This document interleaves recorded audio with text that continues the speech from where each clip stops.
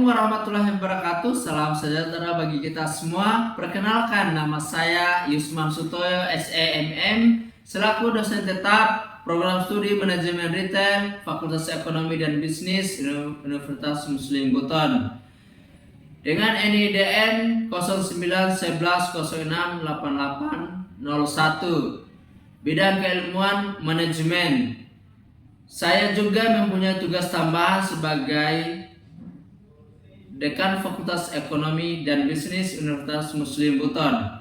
Video ini saya buat untuk memenuhi syarat sertifikasi dosen tahun 2025 sebagai pernyataan diri dosen dalam unjuk diri Tridharma Perguruan Tinggi atau PDD UKT, khususnya dalam bidang pengajaran.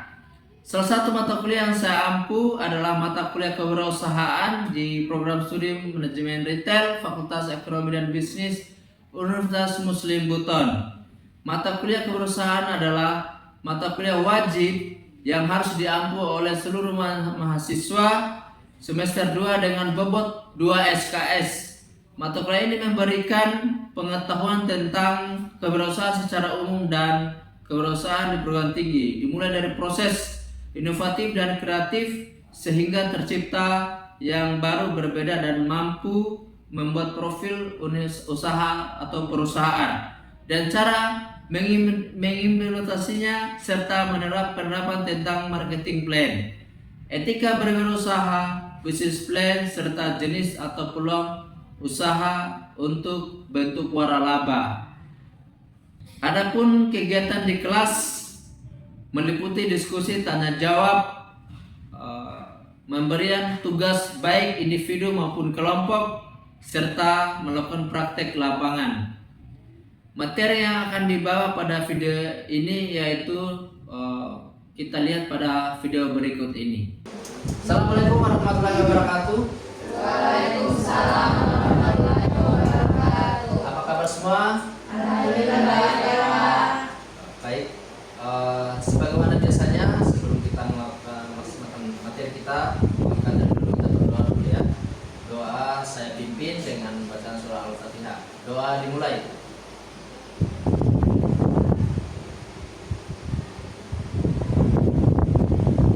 Doa selesai. Selanjutnya kita absensi dulu ya, teman-teman.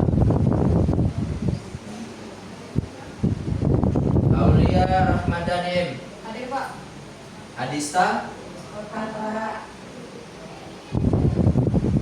Bawanda. Amelia Mirudin. Hadir Pak. Mawar Rizky Rahmadani. Hadir Pak. Yunita Z. Hadir Pak. Elsa. Hadir Pak. Hilda. Hadir Pak. Vera Ayu Veranata. Hadir Pak. Mirna. Hadir Pak. Asria. Ada Pak. Putri Widya Astuti. Hadir Pak. Lisa Nur Padilla. Hadir Pak. Siti Mahrani Malik. Izin. Aprianto. Hadir Pak. Hadir ya. Ada yang perlu disebut namanya? Sudah semua ya? Baik. Materi hari ini materi kedua ini kita akan bahas tentang wirausaha atau entrepreneur. Namun saya mereview ya, sebelum kita membahas terkait tentang materi wirausaha terlebih dahulu, kita pahami pertemuan pertama minggu lalu. Saya tanya apa itu kewirausahaan atau entrepreneurship. Ada yang bisa jawab? Era. Saya di sini mau menjelaskan sedikit tentang kewirausahaan. Definisi dari kewirausahaan yaitu suatu proses yang kita untuk menciptakan, mengembangkan dan mengelola sebuah usaha atau membuat usaha baru dengan tujuan untuk mencapai keuntungan. Baik, terima kasih. Sangat luar biasa ya. Tadi sudah menjelaskan dan menjawab terkait tentang apa itu kewirausahaan atau entrepreneurship pada materi minggu lalu. Kenapa saya mau review terkait tentang materi minggu lalu? Karena ini ada kaitannya dengan wirausaha atau materi kedua ini. Artinya ada irisan atau kaitannya, yaitu entrepreneurship, ya, dan entrepreneur.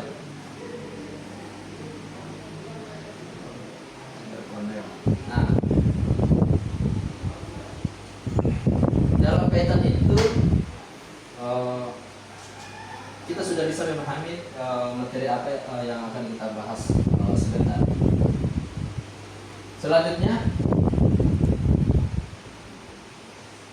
pada materi kedua ini coba kita bisa perhatikan di MK. Mahasiswa mampu menganalisis konsep-konsep kewirausahaan dan menilai bagaimana konsep tersebut dapat membantu dalam mengembangkan jiwa entrepreneurship dan mereka dalam kehidupan sehari-hari. Sub-CMK-nya ada dua, yaitu pertama, mahasiswa mampu menjelaskan dengan baik dan memiliki pemahaman tentang wirausaha. Jadi kita pada pertemuan kedua ini bagaimana mahasiswa itu harus memiliki atau menjelaskan dan memahami bagaimana itu konsep atau pemahaman terkait tentang wirausaha. Yang kedua, mahasiswa mampu menjelaskan dan mendeskripsikan dengan baik memiliki mindset seorang wirausahawan. Ada pola pikir, dia punya jiwa dan punya cara pandang bahwa dia itu seorang wirausahawan. Jadi ini diharapkan para mahasiswa itu diharapkan menjadi seorang wirausahawan. Oke.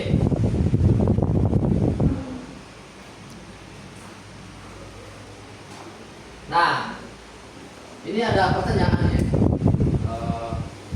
Masuk pada materi itu apa itu wirausaha atau entrepreneur? Ini secara etimologi atau secara bahasa, wirausaha itu berasal dari kata wira dan usaha.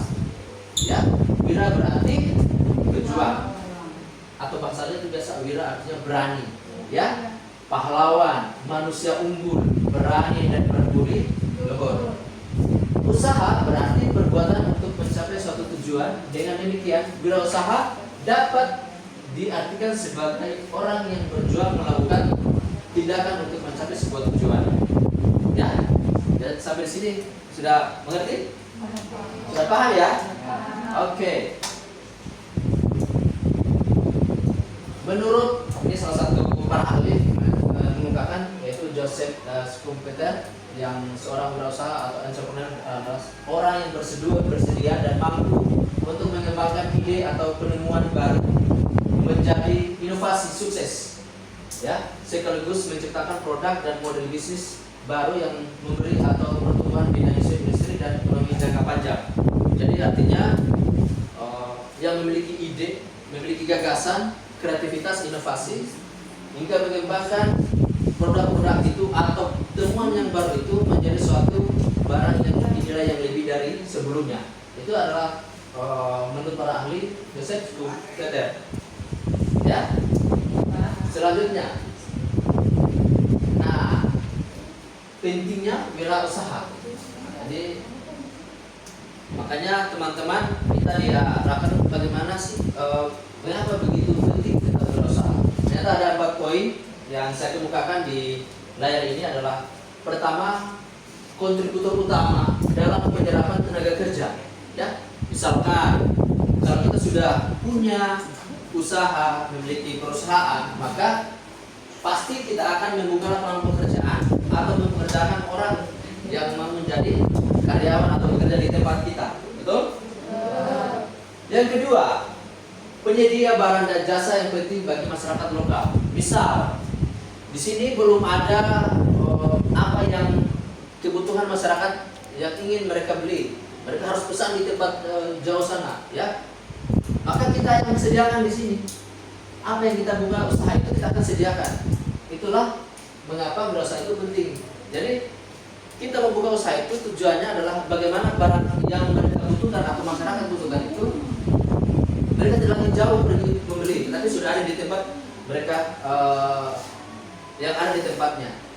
Terus yang ketiga, pendorong inovasi dan kewirausahaan. Artinya pendorong, ya, bagaimana semangatnya para wirausaha bagi karyawan, kan istilahnya ada memanusiakan manusia, ya. Artinya kita sudah buka gagasan atau wirausaha itu bagaimana supaya mereka-mereka yang lain itu bisa terdorong, termotivasi bahwa ternyata ada inspirasi, kita bisa juga perlu membuka usaha, ya.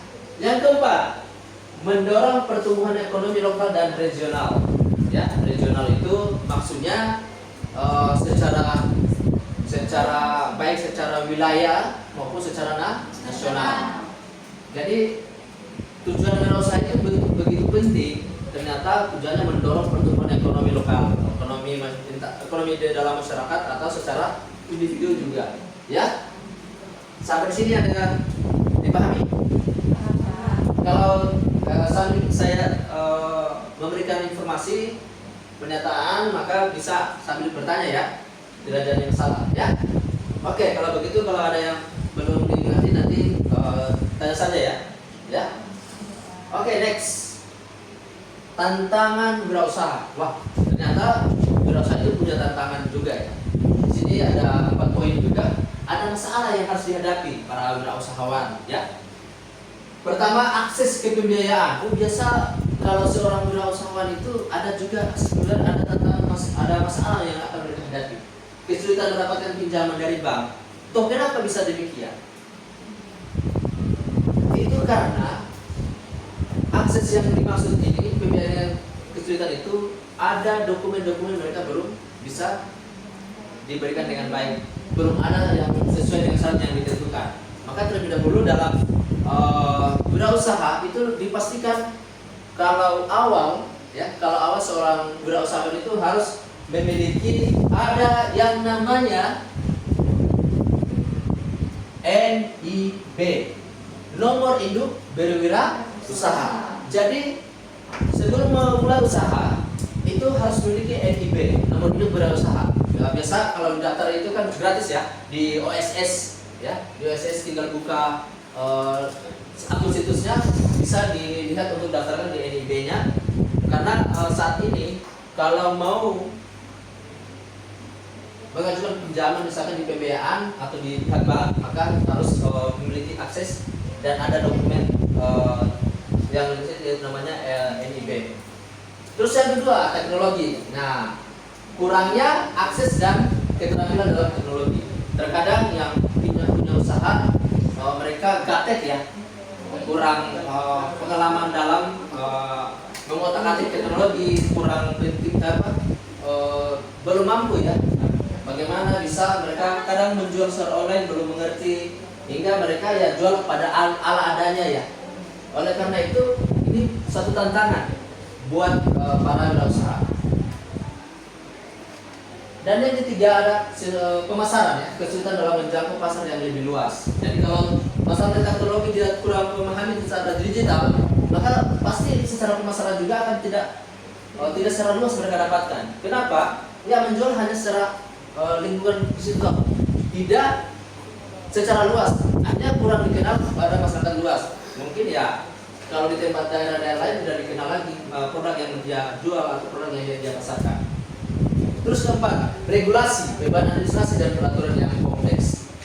Di sini ada kadang aturan-aturan yang mereka belum pahami, harus apa yang mereka lakukan, dan dukungan dari pemerintah setempat kadang mereka tidak memahami, hingga perlu ada pendekatan-pendekatan dengan stakeholder yang bersangkutan.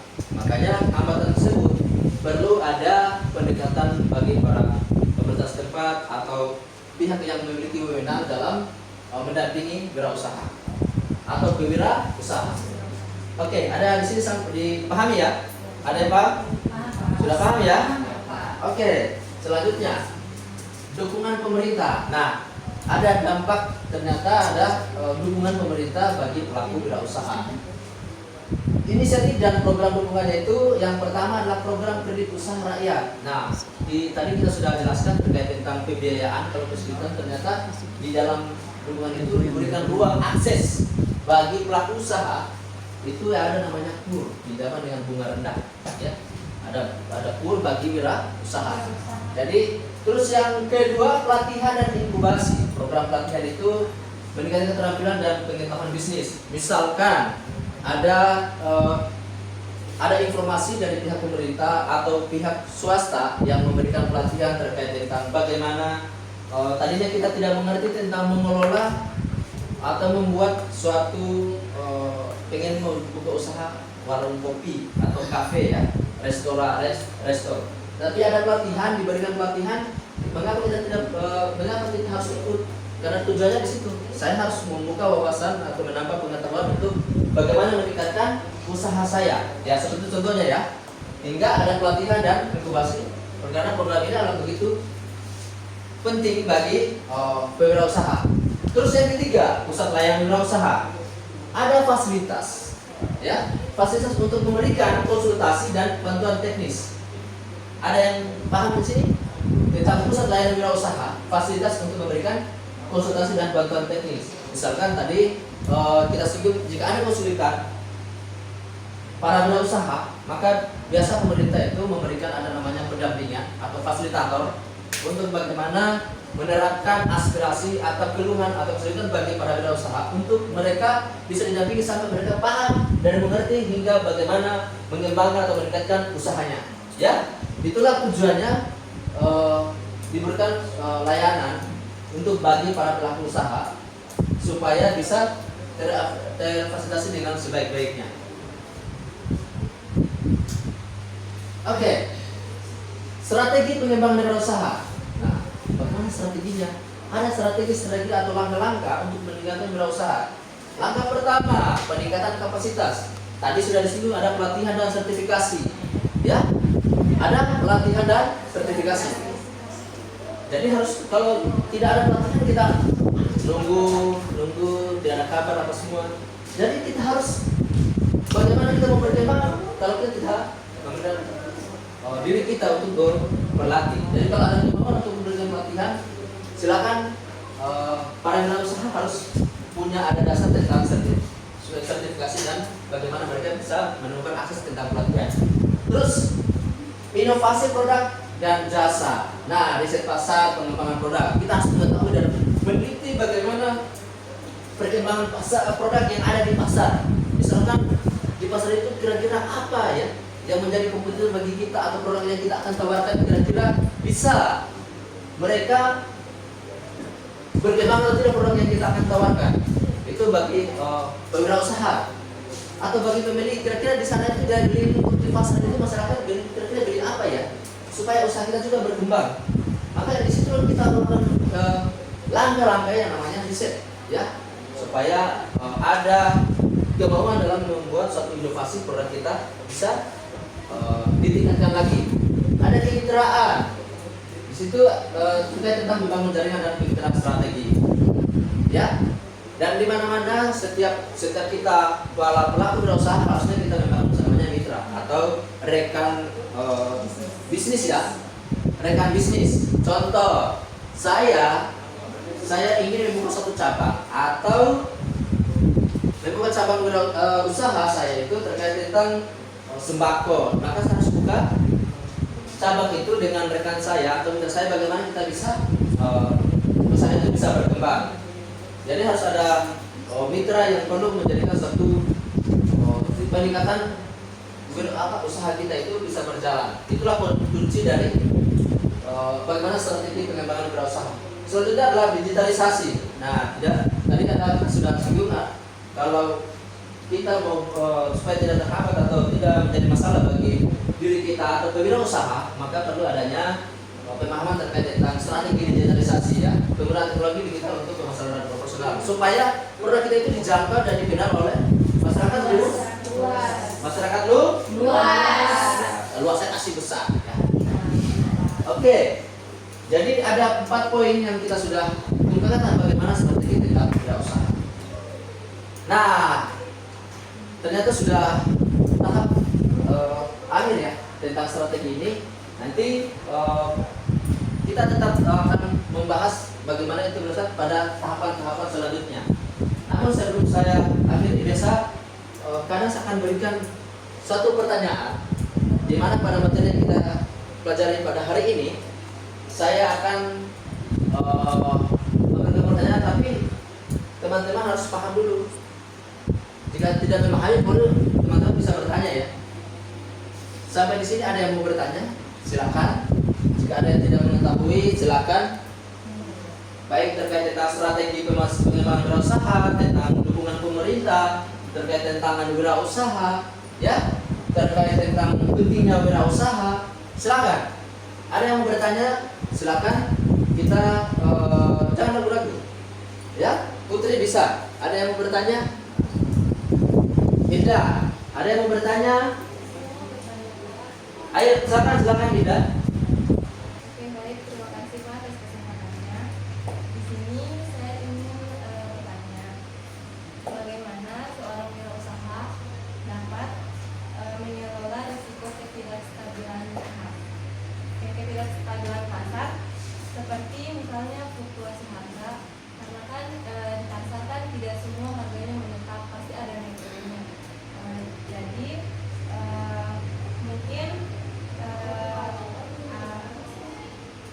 fluktuasi harga bahan baku tanpa kehilangan pelanggannya. Baik. Luar biasa sekali ya pertanyaannya. Bagaimana sebenarnya betul apa yang ditanyakan terkait tentang di pasar itu terjadi namanya fluktuasi harga.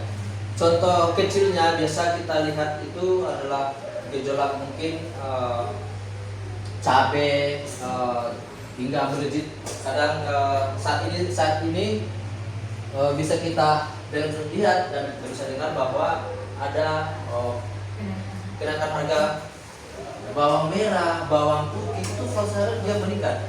Hari ini bisa naik, kadang besoknya ada menurun. Jadi pertanyaannya, jika ada terjadi seperti itu, bagaimana cara menjaga pelanggan atau pelanggan kita tidak lari ke tempat lain, ya? Baik, di sini salah satu strategi bagi pelaku usaha atau wirausaha untuk menjaga kestabilan harga bagi para pelanggannya, ya. Tentu teman-teman akan bisa memahami bagaimana seorang wirausaha itu bisa pelanggannya itu tidak lari kemana. Yang pertama, awal dari mereka bisa menjadi suatu mitra atau menjadi baik pelanggan maupun seorang customer, itu mereka menawarkan bagaimana kelanjutan kita sebagai atau jangka panjang kita.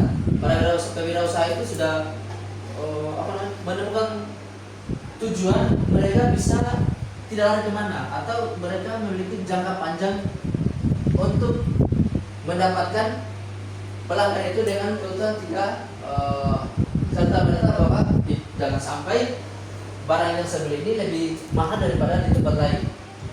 Ini harus kita stabilkan buat teman-teman memahaminya bahwa